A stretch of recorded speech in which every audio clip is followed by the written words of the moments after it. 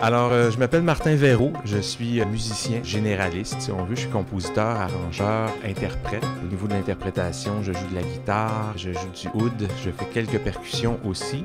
J'ai actuellement un groupe qui s'appelle Sao Métis. C'est un groupe de métissage instrumental des musiques du monde, mais aussi, à l'occasion, j'aide des auteurs, compositeurs, interprètes à réaliser leur album ou à faire des arrangements sur leur album, même des fois composer des pièces aussi.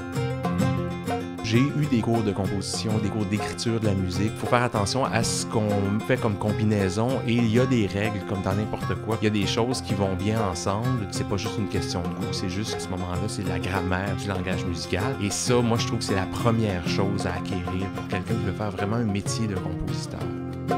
Moi, je dirais que ce que je fais pendant une longue période, c'est que je vais écouter beaucoup de musique qui m'attire, que j'aime. Par exemple, quand j'ai commencé à faire de la musique du monde, quand j'ai commencé ça, pour me familiariser avec les sons, j'en ai écouté beaucoup pour capter la sensibilité de ces musiques-là. Mais je fais ça pendant une période sans composer tout de suite parce que je veux pas copier.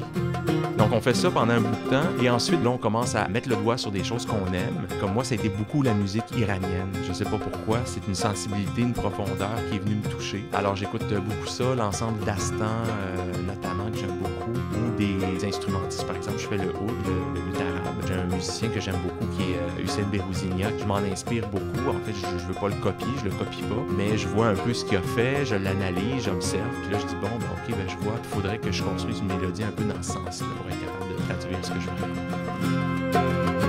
Il y a une formation auditive, ça n'arrête jamais. Parce que même encore aujourd'hui, en faisant de la musique du monde, ça pourquoi j'ai pas nécessairement étudié directement, je dois quand même encore faire des recherches, mais encore familiariser mon oreille avec ça.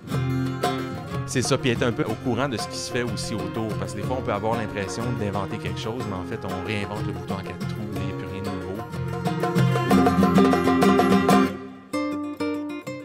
Est-ce que la composition, c'est une forme d'art? Ben, je dirais que oui, parce que ça part d'une volonté de s'exprimer par rapport à des sentiments, des émotions qu'on a eues ou des impressions qu'on veut traduire. Mais bien sûr, ça passe par une technique d'écriture qui est la grammaire musicale. Mais si on compare ça à la poésie, c'est la même chose. La poésie, on se pose pas la question, c'est une forme d'art, mais ça passe par, évidemment, une sorte de syntaxe bien particulière. Tandis qu'en poésie, le mot peut désigner autre chose, ou on peut le placer différemment dans la phrase. Bon, avec la musique, c'est la même chose. Il y a des règles de base, mais on compose à partir des règles, mais pas seulement dans le cadre des règles. Ce qui fait que c'est une œuvre d'art, ben, c'est qu'on éclate un peu le cadre de la grammaire musicale.